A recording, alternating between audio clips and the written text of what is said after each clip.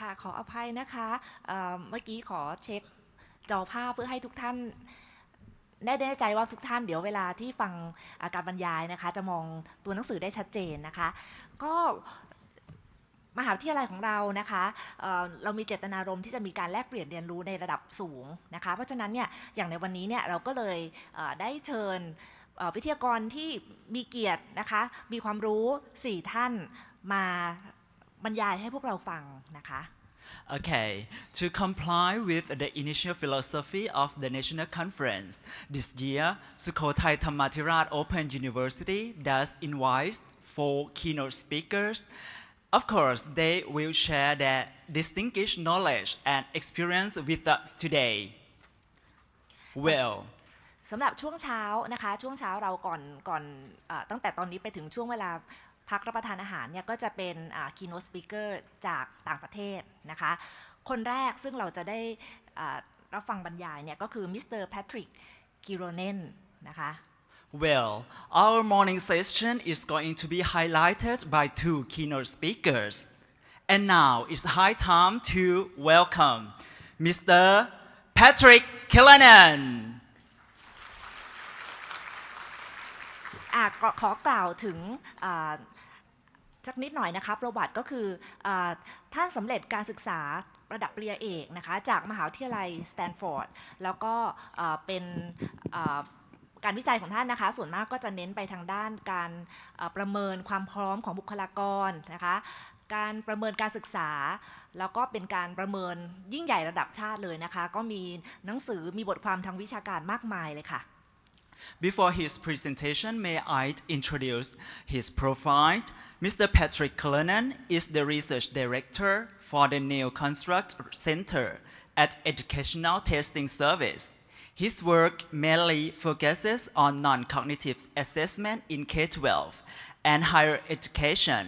workforce readiness assessment, and international large-scale session. Ladies and gentlemen, welcome Mr. Pattrick Kyllonen again. Thank you.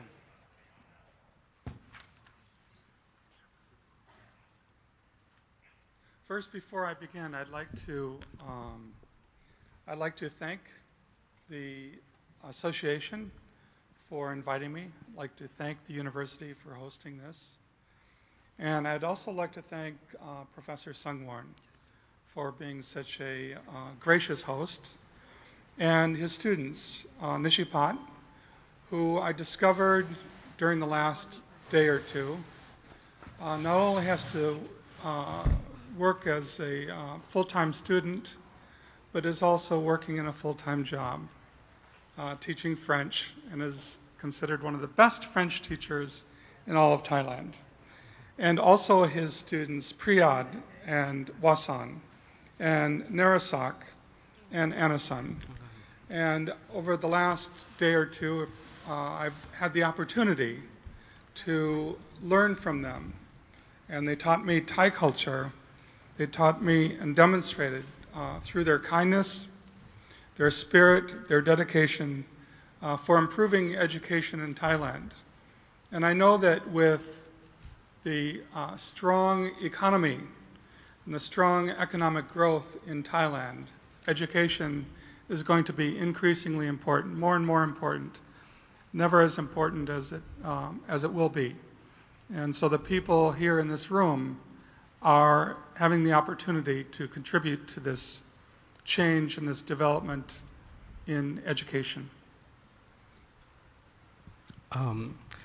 ขออนุญาตสรุปนะครับเป็นคือแพทริกเขาเสนอแนะว่าเราเวลาเขาพรีเซนต์1 สไลด์เราจะมีบรีฟภาษาไทยให้เพื่อให้ทุกท่านเนี่ยได้เข้าใจเนื้อหาที่แพทริกทำไว้นะครับทีนี้ในส่วนเริ่มต้นที่เขาได้กล่าวไว้เมื่อกี้นี้เขาก็รู้สึกประทับใจเกี่ยวกับการจัดงานของมสทนะครับกล่าวขอบคุณอาจารย์กล่าวขอบคุณนักศึกษาของมสทที่ช่วยดูแลในขณะที่เขาอยู่ในประเทศไทยที่พาไปดูวัฒนธรรมไทยเกี่ยวกับความเป็นไทยนะครับแล้วก็พูดถึงว่า ประเทศไทยมีความก้าวหน้าทางเศรษฐกิจนะครับมากขึ้นเราในฐานะของคนที่อยู่ในแวดวงการศึกษาก็จะต้องมีอะไรฮะมีเป็นส่วนหนึ่งของการที่จะขับเคลื่อนการพัฒนาทางด้านเหล่านี้ด้วยนะครับ thank you The topic will be the advances in the measurement of 21st century skills.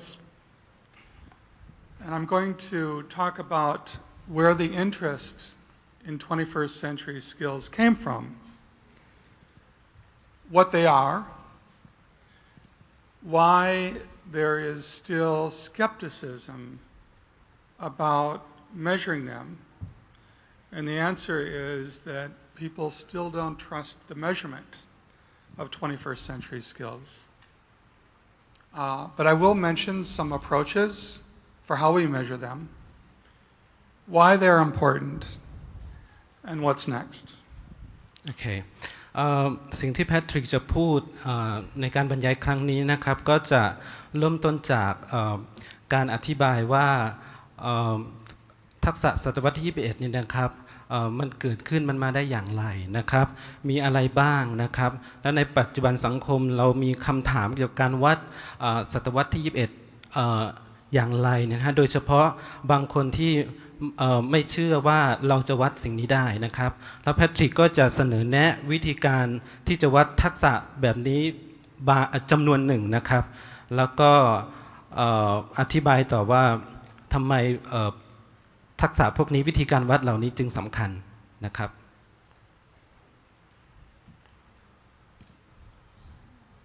The testing in the United States and really throughout the world over the past 20 years has been focused almost exclusively on cognitive testing. And we see that in large-scale assessments, international assessments, such as PISA, TIMSS, and PEARLS. In the United States, we see that in the accountability assessments in K-12. We see that in the way we evaluate our schools. We evaluate our schools by how well the students learn mathematics, how well the students learn language. We also see that in our college admissions tests, where the focus is on exclusively cognitive skills. Also in college readiness testing. However, recently there's been a change, and now we're very interested in non-cognitive skills. All right. แพทริกเล่าว่านะครับในที่ผ่านมาประมาณ20กว่าปีที่ผ่านมานะครับการประเมินนะครับที่เราใช้กันก็จะเป็นการวัดทาง cognitive นะครับเช่นวัดผลสำฤทธิ์นะครับก็จะมีตัวอย่างของการประเมินที่เน้นการวัดในลักษณะเช่นนี้นะครับอย่างเช่นพิซซ่าที่เรารู้จักกันนะครับเนฟของอเมริกานะครับแล้วก็เป็นการประเมินของที่เกิดขึ้นในรัฐต่างๆในอเมริกานะครับมีการประเมินคุณภาพการศึกษาที่วัดจากการเรียนรู้ของผู้เรียนนะครับที่เรียกว่า value added นะครับในอเมริกาก็จะมีการประเมินเกี่ยวกับความพร้อมของนักศึกษาที่จะเข้ามหาวิทยาลัยนะครับแล้วก็ความพร้อมทางด้านวิชาการนะครับสิ่งเหล่านี้เป็นสิ่งที่เราทำผ่านมานะครับโดยเน้นที่การวัด cognitive นะครับแต่ในปัจจุบันในสมัยปัจจุบันนี้นะครับหลายๆคนนะฮะก็เริ่มที่จะสนใจที่จะพูดถึงคำว่าการวัดหรือการประเมินที่เป็น non cognitive มากขึ้นครับ In the last few years, we've seen several best-selling books written about the importance of non-cognitive skills. And those include Paul Tuff's How Children Succeed, Daniel Pink's Drive, Carol Dweck's Mindset, and Angela Duckworth's Grit. ครับ สไลด์นี้นำเสนอตัวอย่างของหนังสือนะครับที่มีอยู่ในปัจจุบันที่สะท้อนให้เห็นว่าการวัด non-cognitive มีความสำคัญนะครับก็อย่างเช่นมีหนังสือเรื่องความสำเร็จของเด็กๆนะครับเรื่องของ drive ก็คือความมุ่งมั่นพยายามกริดเช่นเดียวกันนะครับ